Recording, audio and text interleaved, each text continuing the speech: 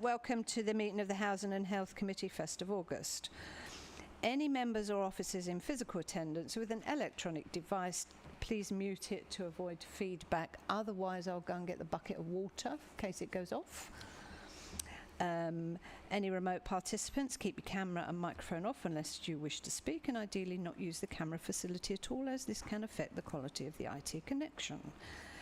The meeting may be recorded, and data collected during the recording of the meeting will be retained in accordance with the Council's data retention policy. The recording of the meeting may be added to the Council's website. The may is because if the quality is so bad, it won't. Members accessing the meeting remotely should use their SBC KCC laptop to... Actually, there's nobody there. Right, welcome, done that.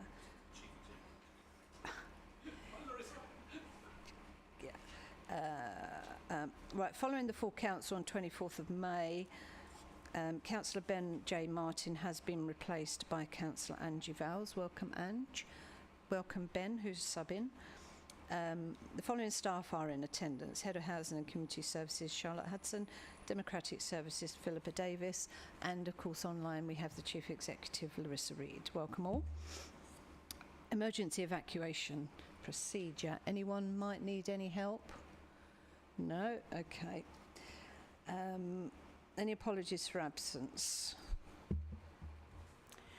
Thank you, Chair. Apologies have been received from Councillor Hayden Vaughan, who is substituted by Councillor Ashley Wise, from Councillor Kieran Golding, who is substituted by Councillor Tony Winkless, from Councillor Chris Palmer, who is substituted by Councillor Derek Carnell, from Councillor Richard Palmer, from Councillor Hannah Perkin, who is substituted by Councillor Ben Martin, and from Councillor Pete Neal. Thank you. All right, thank you. Minutes of the meeting. We've got two sets of minutes to agree. One, the one immediately after full council on the 15th of May, and the other one on the 5th of March. Is it your wish that I sign both of these as a correct record? Okay, now on the 5th of March, which seems like forever ago, Charlotte and I and Karen did agree that Charlotte might update us on a couple of items because it was so long ago, just because I want everyone to be kept in the loop on all of our projects. So over to you, Charlotte. Yes, thank you, Chair. So just referring to sort of some matters arising out of the last minutes of the Housing and Health Committee on the 5th of March. One of the proposals was following the completion of the health strategy and the next steps on that. So progress has been made on developing a community development strategy. However, sort of the governance route for adopting this will go down the Communities and Leisure Committee, even though there will be health strands on there. But I think we just definitely want to make sure that it is cross-cutting and kept informed through this as well. But I just wanted to make you aware that work is ongoing for that. The next item was around the safeguarding policy review, and one of the items that I said I would take away was to look at the DBS policy around members. This has been looked at, and a paper was recently taken to the Standards Committee on the 11th of July. And the members on the Standards Committee have agreed to take a proposal forward to full council around adopting a DBS policy around members. I'm going to interrupt there and say thank you, members, for raising that issue. I welcome suggestions and comments all the time. Not every suggestion will have legs. In this case, it did, so thank you very much for raising it. Carry on, Charlotte. Thank you. And as part of the recommendation from the Standards Committee on that was around making sure that we had some good governance in terms of keeping that under review. So if it is adopted at full council, it has been suggested that the safeguarding policy is also amended to capture any new arrangements within it, and that would obviously come forward to this committee in due course. The other item was around the housing emergency, and you will all know this update because obviously at full council on the 3rd of April an affordable housing emergency was declared and was debated, and there's a number of recommendations that have come out of that proposal, and it will be at the next committee. I'll be looking forward to bring forward an update on progress against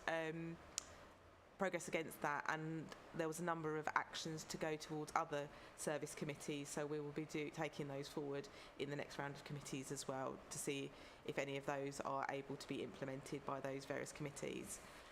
I think there was one other item that we were hoping to progress in the meantime, but unfortunately I've not been able to make the progress that I had hoped, was around the review of the housing assistance policy, and a number of you have volunteered to be on a working group.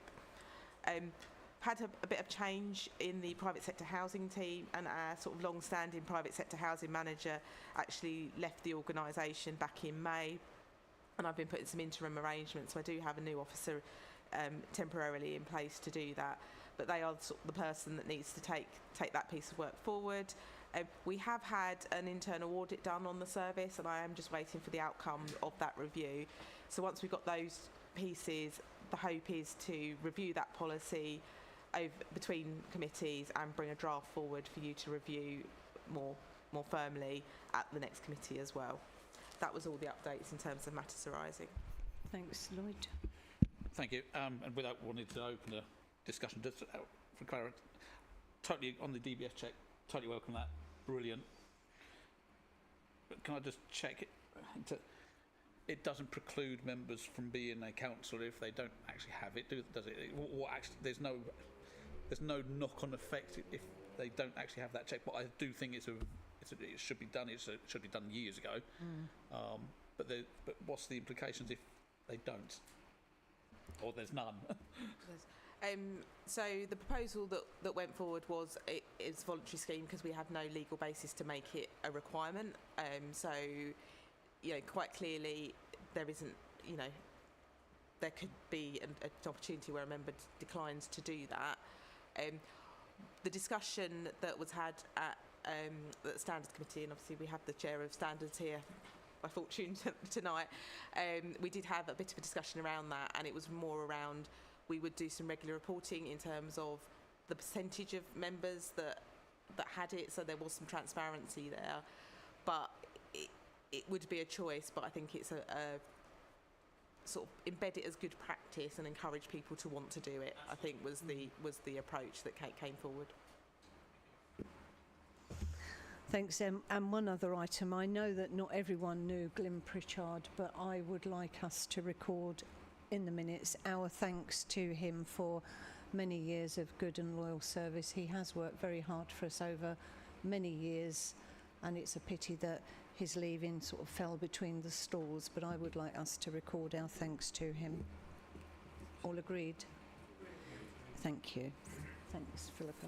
Okay, so we're now on to item 4, declarations of interest. Anyone got any declarations? No? Good. Ben? Best do this lovely table paper as a board member, so I've got a pecuniary on that one, and I'll go non-pecuniary on the others as an employee of a housing association. Okay, thanks. Item 5 then, controlling spend on TA environment request. That's page 5 to 10 in the report. Charlotte. Thank you, Chair. I'm bringing this paper today, even though the decision finally does sit with Policy and Resources Committee, but quite clearly there's a huge implication for the budgets that are overseen by this committee, so I wanted to bring it here first for your endorsement prior to taking it forward to Policy and Resources Committee. As you all know, because you've received regular updates over the last couple of years, we instigated a housing options improvement project about 2 years ago, and this was because of the levels of temporary accommodation and the associated spend was considerably high, particularly in Swale. So at its peak, it was at 420 households in temporary accommodation, in statutory temporary accommodation, I should say, and we were spending about 2.7 million net a year.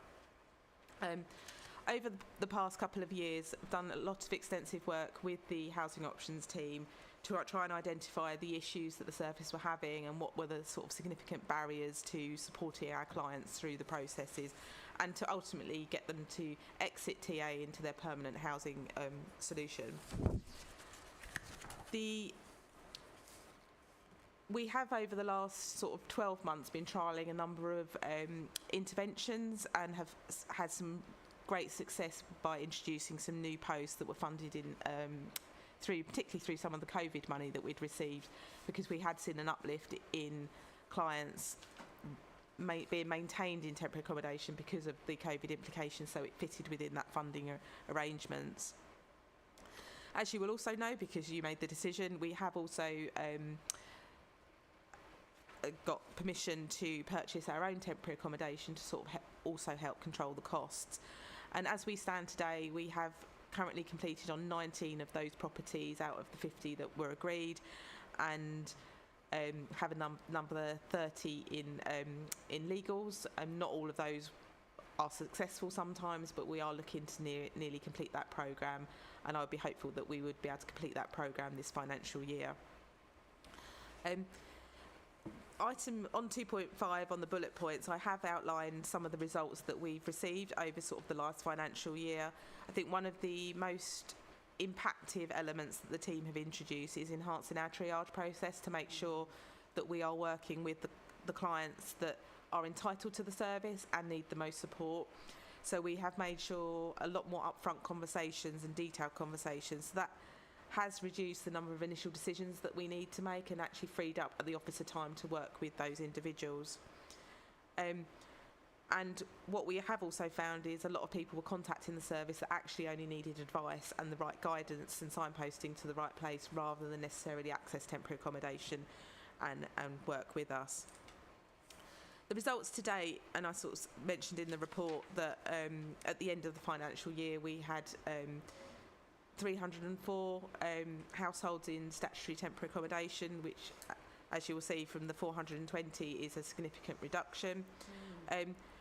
Just checked our system just before I came up, and today we're at 277 households in temporary accommodation.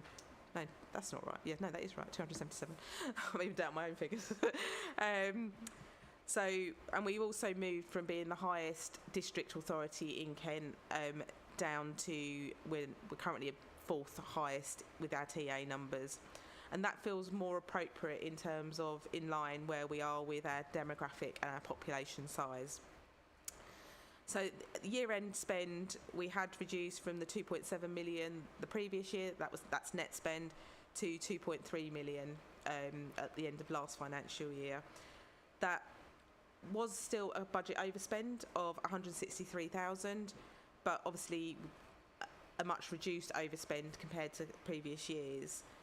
I think it's also important to mention that the temporary accommodation purchase and the wider accommodation strategy that has been developed, that I've reported on at previous meetings, did not impact upon those results, because we only had a few houses that we had purchased at that point, and because we used the local authority housing fund from now MHCLG, that was fully funded through the Ukraine programme, so we didn't see the impact on our statutory TA figures at that stage, but we are starting to see it now throughout the course of this first quarter and going into the year. So through the work that we've done, we've identified a number of areas where we needed to make some more structural changes within the team to embed and embrace these changes, and to make the team more resilient to be able to deal with the demand that is coming through the door. And therefore, I am proposing to restructure the current Housing Options team. I am looking to utilise 421,000 of additional resource to put into the team, but this would be taken from the temporary accommodation budget and wired across, rather than asking for growth. In order to get approval for any environment over 100,000 would need approval of Policy and Resources Committee, but as I mentioned at the start of the introduction of this paper, clearly we'd want your endorsement prior to taking anything forward to Policy and Resources. It is my opinion that this additional resource and the evidence that we've had from what we've trialled today and the accommodation strategy will make enough savings to enable this to happen. However, there is a caveat that this is a risk, and our Section 151 officer, if she was sitting here today, would also say that it is a risk and we need to monitor it very closely to ensure that we are making the savings and we aren't just investing in staff and keeping temporary accommodation costs and levels at the same level, because we would therefore have an increased budget overspend, which would have a significant impact on the council. That's the introduction to the paper. I happy to take any questions or clarify any points. Okay, I've got Karen first, and then Anne, and Tom, and Tony. Thank you, Chair. I'm not going to say a lot because, to be perfectly honest, that this report is like a little shining light as far as I'm concerned, and I thank Charlotte and the team for the work they've done with the TA. This is clearly shows a great example of invest to save. You've only got to look at the figures in the report to see the sort of difference this has been making and the impact this is going to have on the service in the borough for our residents. To go from being the highest spend in Kent on TA to now, okay, it's not brilliant, but it's the fourth highest. We're getting there. To go from the height of 420 people waiting now down to 277, as Charlotte reported tonight, is fantastic for what you've done. I suspect that, knowing the chair as I do, she will probably want us to keep an eye on the costs and how that's going. So I suspect we will ask that to come to committee on a regular basis. But this is good news, and I would hope that this committee would support this going forward. Thank you, Chair. Thank you, Karen. Anne. Thank you. Karen's already said most of what I was going to say. I mean, since I've been on this committee, my fear was the costs were going to go up and up and up. You and your team have done so well. Please take those thanks back. And I would assume from the direction the figures have gone, whatever you're doing right. So if you feel the money needs to go to restructure your team, that makes common sense to me. So thank you for your team. Thanks, Anne. Tom? Thank you, Chair. I would like some more information exactly to how restructuring is going to make a difference, because, you know, according to 2.5, it says that it's gone down by 0.4 million over a year or financial year, however you want to word it, but we were still £163,000 over budget, but removing £421,000 from that budget and putting it, I know it's not just being taken away, it's being put into something else that is going to have could potentially have a material impact, but I'd need some more confidence as to how restructuring it is actually going to decrease those numbers, because otherwise we're taking £400,000 out of a budget that's already £163,000 over, so potentially in a year's time we might be £500,000 over budget, and that's not good value for taxpayer.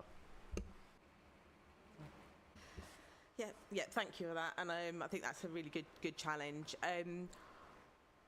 We've done quite a lot of analysis of the types of cases that we get, the amount of time that people spend in temporary accommodation, and obviously the costs of the individual accommodation. So there is a number of strategies to deal with all of those things. So as I've mentioned, that we did invest in the upfront triage to make sure that we had the right people in and the people coming to us at the right time and maybe not too early, that they were entitled to stay where they were for longer. So sometimes that could cut 3 weeks out of 4 weeks out of temporary accommodation because someone hasn't given them the proper notice, where they still need to come to us, for example. One of the things, there's a few elements of the proposed restructure, and we have launched a consultation with staff, because we do need to run things concurrently. That doesn't mean obviously that it would necessarily get approved, to get their feedback on. But there's a few elements. So the strategic management, we aren't doing enough to work with our partners around stopping some of the things that could be more preventative. Like prison releases, for example. I know we've had that conversation in the past. If we can do things while people are still accommodated in prison, we don't necessarily end up with them in temporary accommodation, because we can reduce that issues. Things like hospital discharge as well. So there's a number of things that we can do more strategically to work with our partners to stop some of the temporary accommodation that we currently get. And I need to free up some management capacity to be able to do those things. What we are also seeing is an increase in domestic abuse cases, and we are seeing an increase in parental eviction cases. And that's not necessarily your 16 and 17-year-olds. This can be, we know that young people stay at home for a lot longer than they previously did, and that can also put a lot of pressure on families. So part of these proposals are to invest in those services and have some prevention officers that directly work with those households to try and alleviate some of those pressures and go from there. The other focus, there's two other focuses. One is about managing our own TA, so putting some investment in staff. Originally, when we brought those proposals forward, I was looking to outsource the management of our own temporary accommodation. We are looking to do that in team, and that's from feedback from other authorities that have done the same thing. That will bring our unit costs down, and we will get, and as I've said already, the accommodation strategy costs haven't impacted last year's budget. I would be really hopeful, and have the figures to back that up, that we wouldn't have overspent if we had those accommodation options in place last year. And then the final one is investment in our landlord team. Our landlord team has been one person for a very long time. We've managed to utilise some of our Ukraine funding to have some additional resource in that, because we had some of the Homes for Ukraine placements break down, so we were able to increase that. And we found some real success by bolstering that team and bringing more landlords on and giving more private rented options to move forward. And the idea is to bolster that team with our housing register team to absolutely find the right exit out of temporary accommodation for the right people. So the people that social housing is only suitable for, go to that. The people that private rented sector might be suitable for, we can enable them down that route. So where my proposals are to invest staff, it is to reduce the time that people have in temporary accommodation, and I think we can definitely speed that up to currently what it's at. I also think there's an investment in prevention, there's an investment in our strategic relationships to try and stop people coming in, and then obviously reduce our unit costs through our accommodation strategy as well. So it's a number of things. As we mentioned earlier, it is a financial risk, and as Councillor Watson said, making sure that you as a committee get an update regularly is really important to make sure that we scrutinise any changes that are done going forward. I'm hoping that helps with some clarity, and also I'm happy to provide any more detail behind that as well to you. Yeah, no, that does make it a lot better. The report explained what the problem was and what progress had been made so far, but it just didn't have enough clarity in it for me as to what the changes were actually going to be, and more to the point, how those changes were going to reduce the temporary accommodation costs to justify taking away £400,000. So thank you for that. Thanks, Tom. Tony? Thank you, Chair. I'd also like to thank Charlotte for a very comprehensive, good report. But just a quick question is, have you got the latest figures of actually the homeless on the street with the last head count, and also the sofa surfing is probably it's harder to sort of find out. Any figures on that at all? I don't have the accurate figures to date, but I'm happy to get the rough sleeper manager to circulate those to you. I think when I looked earlier, I think we've got about 17 of our rough sleepers currently in accommodation, and it's normally only a handful that are on the street, and normally that's because of lack of engagement or being at the right step to be able to accept accommodation and be in that position. I think unfortunately some signs on the street and congregation is giving an unrealistic perception of what the current problem is. We have people in accommodation that congregate with some of the genuine rough sleepers, the very few genuine rough sleepers that we have in the town, but a number of those are accommodated either in the supported accommodation schemes or within our rough sleeper temporary accommodation provision. But I absolutely can get those figures. If I'd brought my laptop up, I could have looked it up on the system, but unfortunately I left it downstairs. But happy to circulate those to you after today. Thank you, Chair. And also thanks to Councillor Nundy, actually, some of his stuff, good question, you've answered some, or I was going to cover some of that as well, so thank you. Good to see the reduction in numbers. Ideally, the utopia is 0, but that, well, sadly, is something which we're probably never going to achieve. But it's nice to see it going in that direction. There's a couple of queries or observations. One, given the uncertainty with on the finance and whether it's going to work, in terms of the restructure, are we looking for these to potentially be? Are these going to be permanent posts straight away, or will there be temporary changes subject to seeing actually how this works and does it pay dividends that we hope it will? Because we don't want to go down the route and suddenly find this isn't working and have to somehow go through all the rigmarole trying to backtrack and try and sort that out.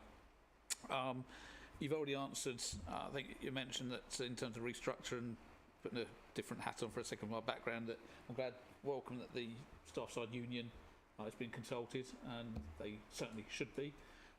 So fine with that. But when I was reading it and listening to some of your comments, correct me if I'm wrong, and I hope it feels almost as if it's a little bit management heavy.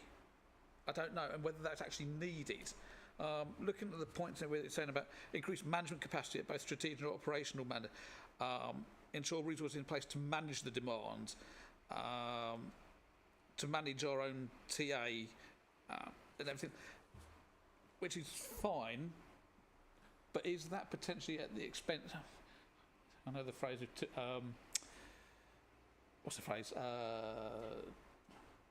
Too many cooks, but not enough chefs, so to speak. Or not sorry, the other way around. Too many chefs, not enough cooks. And I just wonder, actually,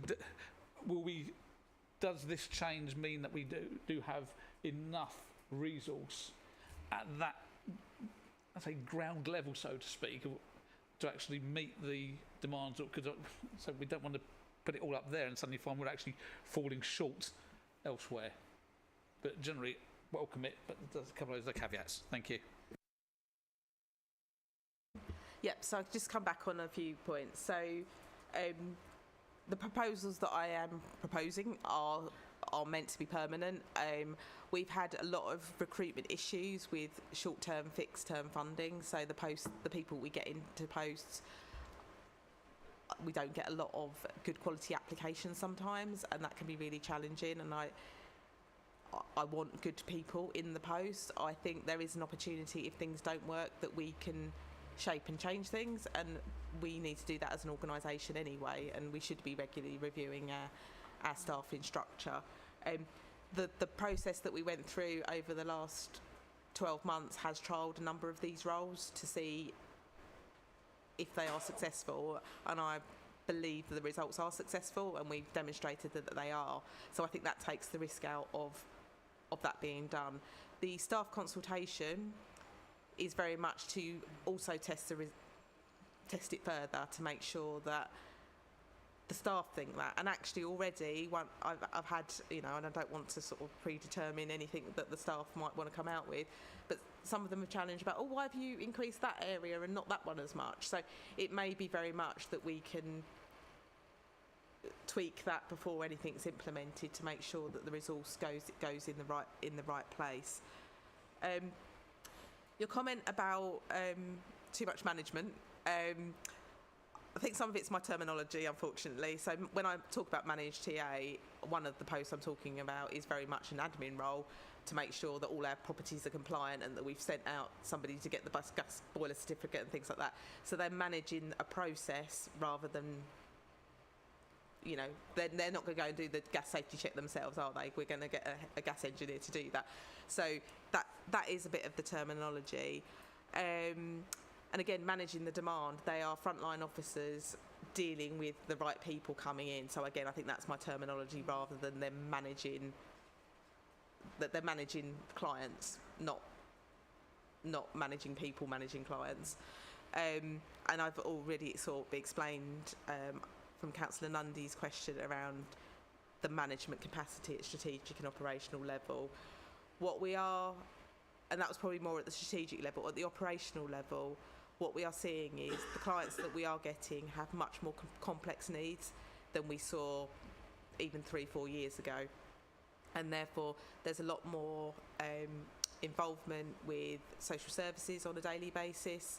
There's a lot more safeguarding cases to deal with. There's a lot more interaction with the police and probation and various things like that. And sometimes an operational manager will need to get involved and deal with those cases, and there's a higher number of those. So more senior practitioners and operational managers are needed. I'm not expanding that by a lot at all. It's a very light touch in terms of that. But we are seeing a lot more complex issues coming through that we need to address and manage safely. Thank you for that. Just one, if I might just quickly come. My only slight hesitation is still coming in terms of the resourcing for you to think about. There's part of me that's just slightly nervous about a permanent change when we don't know what the future's going to be, and I just wonder whether it's worth considering whether it could be a potential 2-year with a view to permanency. I'm not seeing, and I hope we don't need it. What's that get out of jail card? But that's for you to decide. But yeah.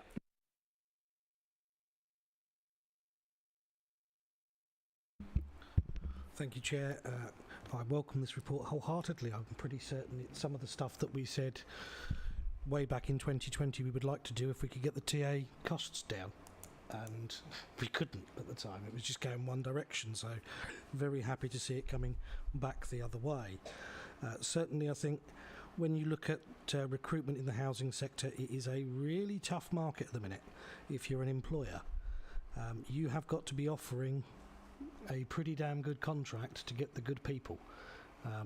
There's an awful lot who are reaching of an age where they don't wish to undertake the training to meet the new standards required, and therefore are opting to retire, and therefore you're fighting with every housing association for those who want to do the training and remain in the sector.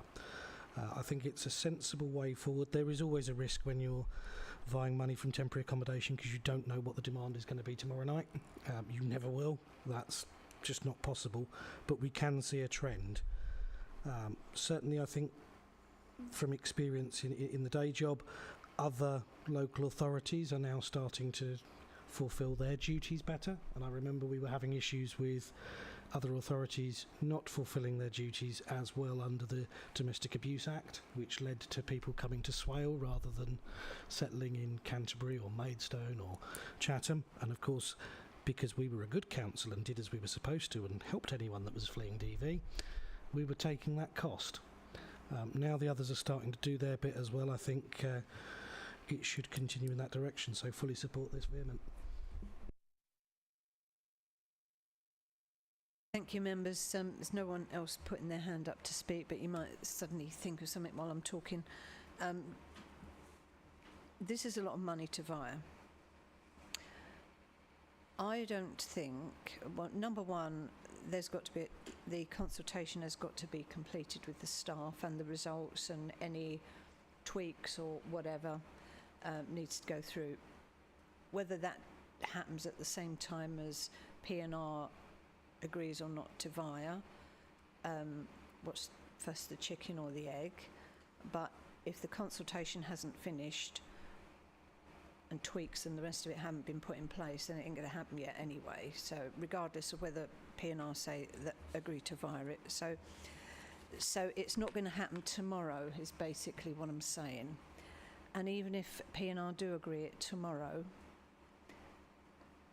we're not exactly going to get new staff in tomorrow, the day after, are we? So I think that I understand the concerns of the 151 officer, but 421 grand is not going to be spent in a week. It will be over a period.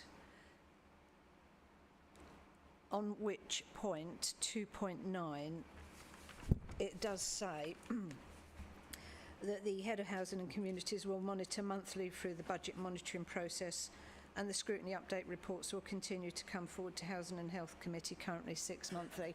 Karen did allude to it. I think that that needs to be quarterly.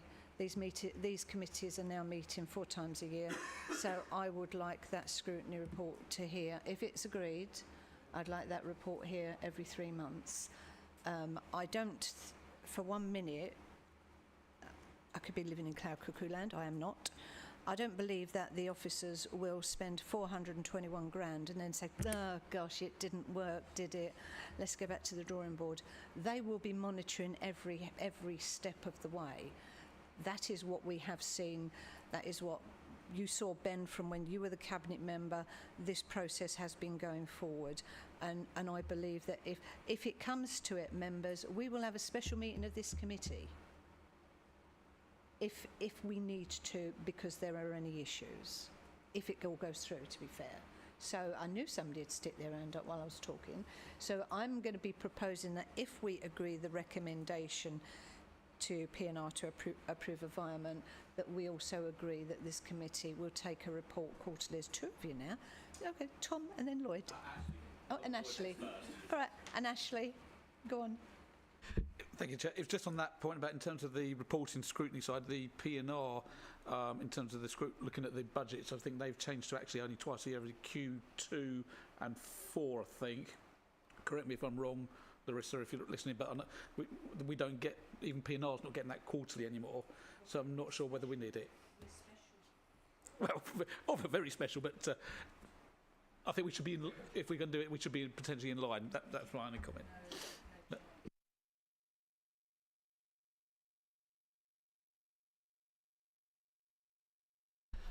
How long will the consultation process take with the staff? Because I'd have concerns that potentially we could agree to this, P&R could agree to it, but the consultation could materially affect the proposals that have been made tonight, and then we're not transferring the 400,000 for what we've agreed to transfer it for. It's changed. Good question. The consultation with staff ends on the 27th of August.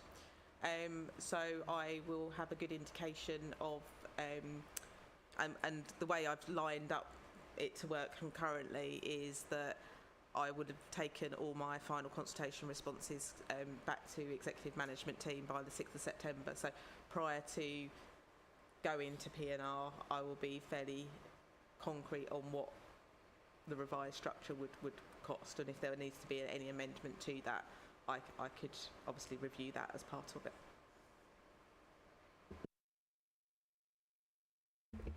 Thank you very much, Chair.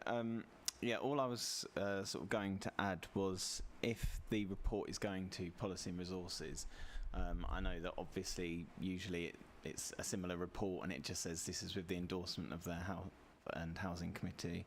I just wondered whether some of the stuff that you said in response to Councillor Nundy's questions could be captured in that, because I'm sure otherwise, you know, those of us that are on Policy and Resources will know others will probably have the same question. It would be quite helpful to capture that in that, and that would just help smooth that over slightly. And I also know I think I've substituted on this committee last September as well, and there was a temporary accommodation update. I do get the agendas come through for this committee because I'm interested in it, and I note that it was on the agenda in March as well, so there's a lot of scrutiny been going on in this space. So obviously with that ongoing, I think that should also be perhaps pointed out along with what Councillor Harrison has proposed in terms of the scrutiny of the finances of this area, just to sort of also provide a bit of context around how closely this committee has been monitoring this area, because again I think the members of Policy and Resources, it would be helpful for them to know that.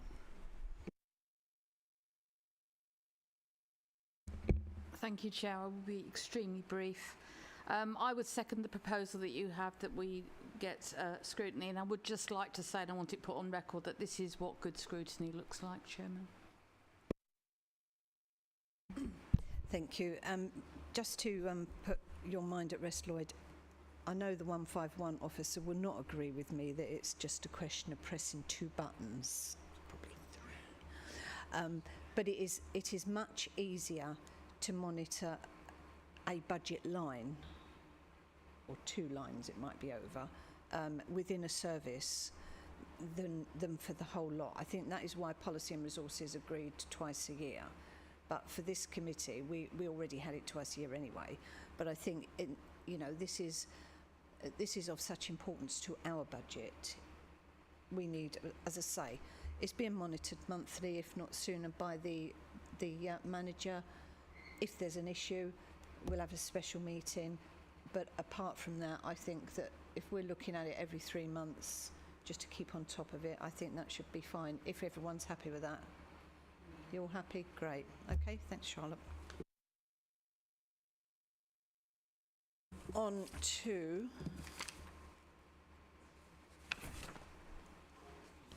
annual report, housing, homelessness and rough sleeping strategy, 11 to 18. Charlotte? Tom?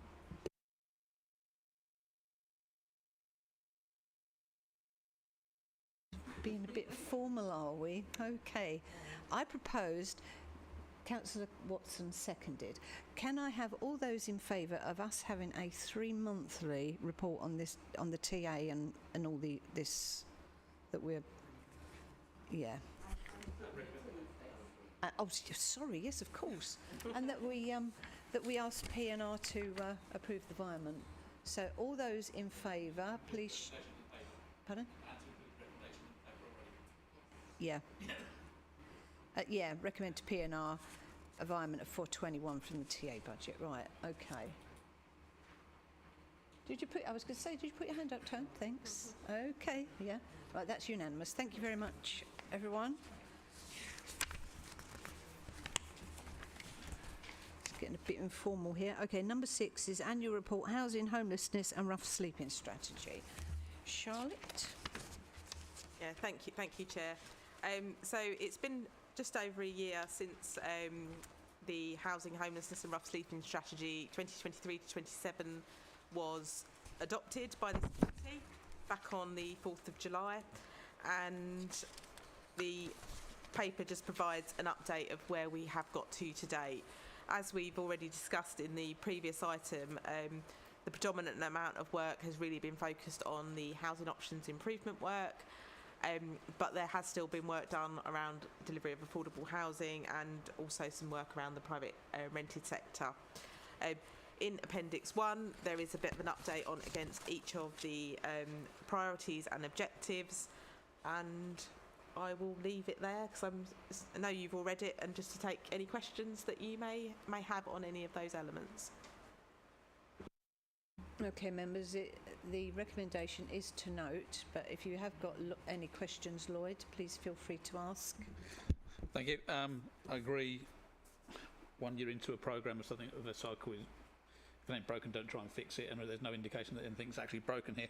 My only question or comment is, do we have any other or further information regarding the, I know it was agreed, in terms of the timetable for Cockershell Walk, in terms of actually building it and bring it online, because the planning permission, I think, was agreed a little while ago. So I'm not expecting anything overnight, but have we got some sort of plan for this? Thank you. So obviously now we have secured planning consent. That is obviously very positive. The next stage is to make sure the scheme is financially viable and looking to apply for grant funding through Homes England and the various other funding bodies that might take place. So we are currently in that position. So are we hopeful we'll have these in place by the end of this policy, 2027? I've always got hope for affordable housing.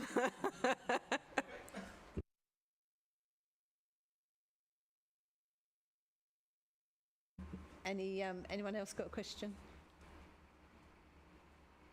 No, just happy with the happy with progress. And I agree, ain't broke, don't fix it. Okay, so do you agree the recommendation? All those in favour, please show hands up. Okay, that is unanimous. Thank you very much. Item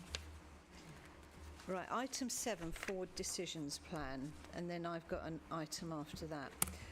Forward decisions plan, there are 3 items on there, plus Charlotte. Yeah, so at the last committee, we discussed about having some external scrutiny around some of the key issues that that you had raised.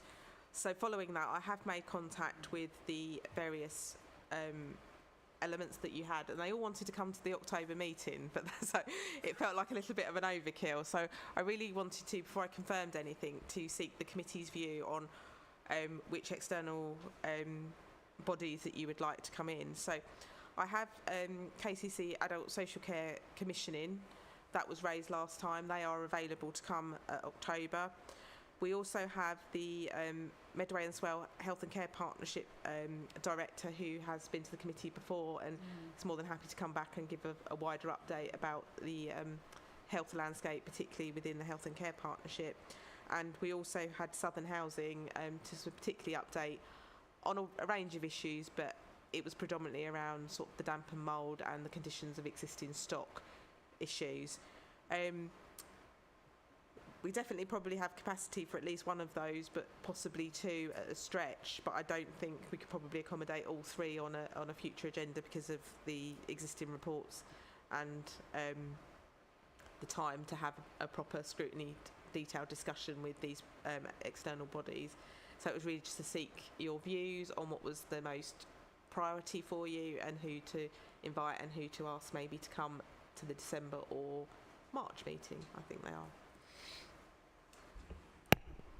I've got Lloyd, but just to make, for those people who either weren't here or can't remember, the Adult Social Care Commissioning, we were talking about the no criteria to reside in hospitals. And what are the blips? What's the hold-ups?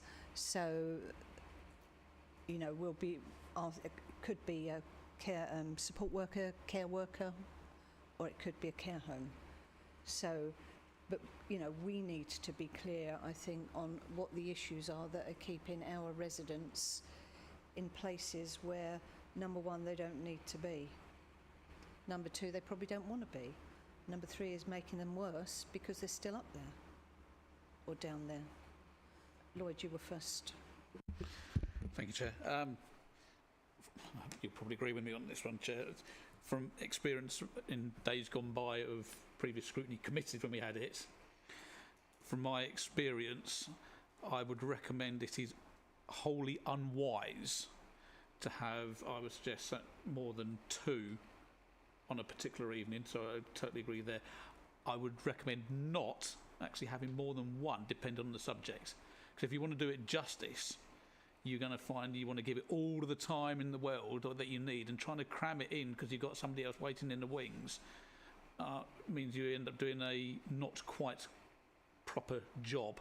So from my years of experience on that, and to those members who were here at the time, I would hopefully endorse that. I would certainly recommend one of those 3. I think the Chair's probably got the right idea by the sounds of it. My only other comment on the forward plan, until you've actually said that, Charlotte, was actually that there's nothing on there, or wasn't anything on there really in terms of health. It all seemed to be housing related. And I know I'm putting on a ward head here. We still have the issue of lack of GP and health provision within the Tenement Linstead ward, and the GP that's actually residing in Sittingbourne, which does not seem to be getting anywhere at the moment. And I think whether this counts, and that's an issue. I think that's not only unique to Tenham. There's lots of wards across the area which is short of GP provision, and I think whether there's something which we could actually do here in terms of looking at that. I know we had a full motion at full council some time ago, but that was some time ago now. And what's improved with respect, not a lot, and through no fault, I don't think, of us, but I think we should try and keep it on the agenda. Thank you.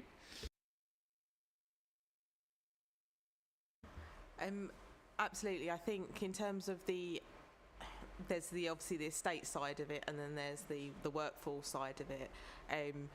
We could possibly link that in with the health and care partnership update, because that would, cross-cut, and that's quite a key element of that. So we could make sure that the person attending could cover the relevant topics, or brought the relevant person with them.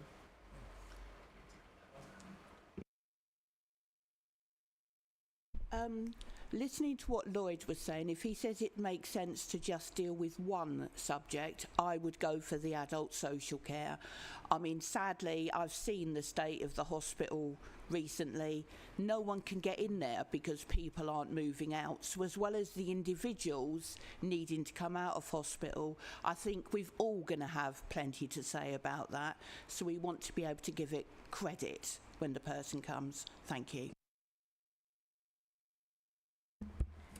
Thank you, Chairman. So I agree with what Lloyd and Anne have said. I think if we're going to do this justice, it can only be one that we should be scrutinising at once. And I do think it has to be the Social Care Commission, because that has such an impact on all of our residents. I'm sure every single one of us in this chamber knows of at least one person that is stuck somewhere where they really don't want to be, in a hospital.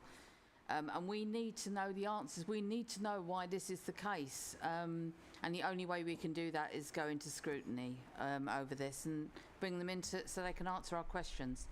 So I think if we're going to do this justice, we should only have the one at the October meeting, Chairman. Thank you.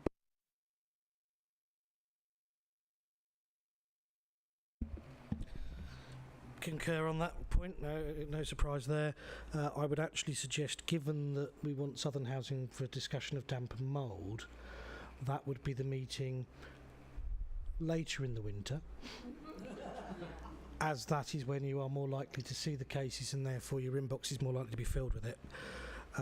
Perhaps doing adult social care in October, Medway Health and Care Partnership in December, along with discussions on the Tenham GP lackingness, and then going to Southern Housing in, is it January or February, March? There we go. Would probably make sense. And who knows, by then Southern Housing might be spending money on actually building some houses.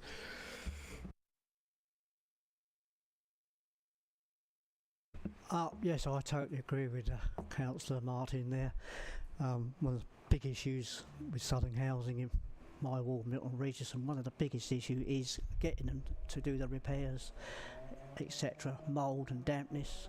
It's a very big issue, so I would agree with that being on a future agenda. Thank you.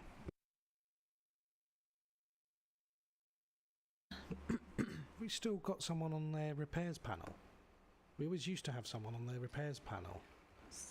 Or have they, now they're big and merged, got rid of us off of it? So we should be feeding that in the meetings. Sorry, Chairman, through you. I am on the Kent Residents panel. Yeah, they don't meet that regularly, but questions do need to be asked of them anyway, so that's something I can take forward to the next panel. Please give me your issues and I will take them to them. Not too many though, I don't want my inbox too full. Okay, you all seem fairly clear on that one. We will obviously be doing our budget monitoring if all that goes through. We, Charlotte and the staff have started another series. I know Ben used to do it when he was a cabinet member, meeting all the different housing associations, and we are trying to ramp up a gear to sort of, have you got any development? Do you want to come to our area? Yeah, we need social housing. We've got a problem. Come over here. We are desperate for social housing in our borough, so any opportunity to get them in the building is good in my view. we can always hang a hat as we used to in the old days. Right, so what we've got then is that, well, in fact, what Ben said, October would be adult social care. Do we say December? December, Nikki, and if we can get, what's the name on estates, actually. They do these estate strategies, which, you know, if you understand the jargon, you could understand it. But they don't say, well, we need that in Tenham and we need that there. They say, well, in Swale, we've got 627,000 square feet and you only need 5,000 square feet. So what's the problem? So this is where we have, you know, it's really good to have them in and say, well, that 5,000 square feet is not in the right, that 6,227,000 square feet is not in the right place. You know, they need to understand our perspective. We do try, I have over the years, I know Charlotte has, but it doesn't hurt to have more grist to the mill, does it? And there is little point in us trying to screw down 106 agreements for additional NHS money if you're not going to put it in the right place for us. Good. And then the final one would be Alistair? I think that might be particularly pertinent given what's has been happening elsewhere about 106 monies being, they're trying to spend them in places not even connected to the development. And so I think it's something we do need to keep reminding them about. Of course, thank you, Alistair. And I did mention to, certainly I've mentioned when I was the cabinet member and dealt with play areas and stuff, I want, you know, I don't want it all vague unless we want it vague. And I've said the same to officers on the housing, on the health. It needs to suit us as local members. If you want it to be vaguely somewhere in Tenham, then that's what will get written in. If we want it to be specific to, I'm making this up, people, Frognall Lane, then that is what is written in the 106. It's always got to, and this is where the planning committee needs to take a bit more ownership, really, and not just say, oh yeah, we agreed that. Yeah, I want to go home. No, you want it nailed down, because the bottom line is that at some point in the future, well, you never said that. Well, you just agreed that the normal would apply. The normal is anywhere in England. Got to watch them. So yeah, it is very important. We know where they're coming from, and they know where we're coming from. Good. Okay, thanks, members. So that is the forward plan. Now, the other item I wanted to raise with you before we go is there's a number of papers on the front here. I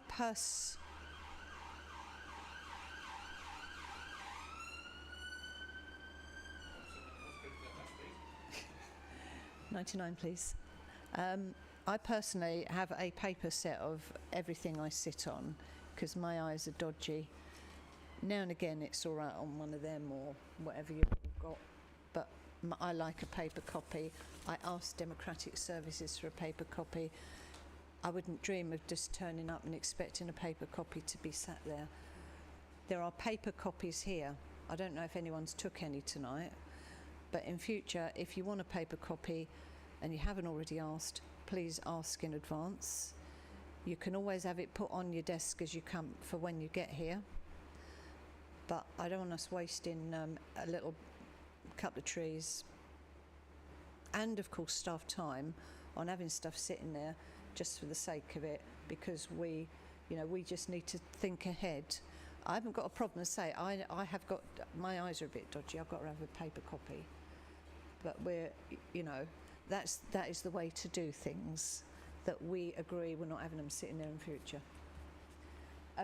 Has anyone got a problem with that? Good? Okay, that's agreed then. Right, well, oh gosh, you've got another 15 minutes. Yeah, oh God, yes, sorry, we've got the extra item. Now, sorry, having said no papers sitting on the front there, in the event that there is a late item. We know people are moving from here, there on trains and God knows rest. I've got no problem having late items put on that table in front of us. That's the only exception. The late item then is appointment of Swale Rainbow Homes Shareholder Committee. We need 7 people and a chair and a vice chair. Has anybody put themselves forward? How's that? Lloyd, any of your group? Subject to the actual group being formed, Councillor Washington is willing to be a potential representative. Well done, because Councillor Marchington's been trained.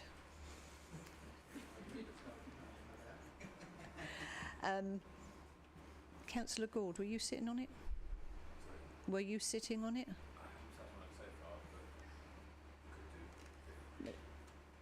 I thought we had your name down. Right. Oh, thanks, Lloyd. Right. Councillor Karen Watson, Hannah Perkin, Peter Marchington, Angela Harrison, Alistair Gould, Kieran Golding and Peter MacDonald. What do we think about that? That's 7 people.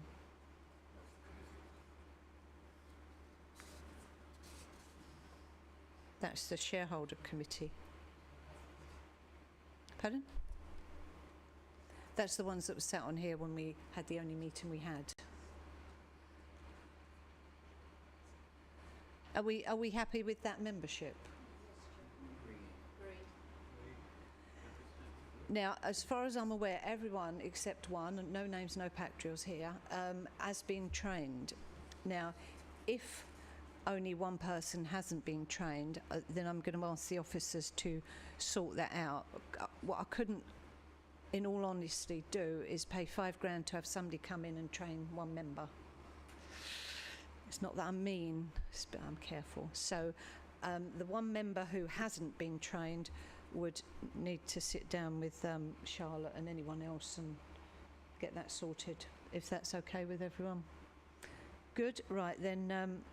Chair was myself and Vice Chair was Karen. Any problem with that? No? Okay, right. So then the recommendation is Councillor Kieran Golding, Alistair Gould, Angela Harrison, Peter Marchington, Peter MacDonald, Hannah Perkin and Karen Watson be the 7 members of the shareholder panel, and that Councillor Angela Harrison is the chair and Councillor Karen Watson is the vice chair. So there's those 2 recommendations. Can I see a show of hands?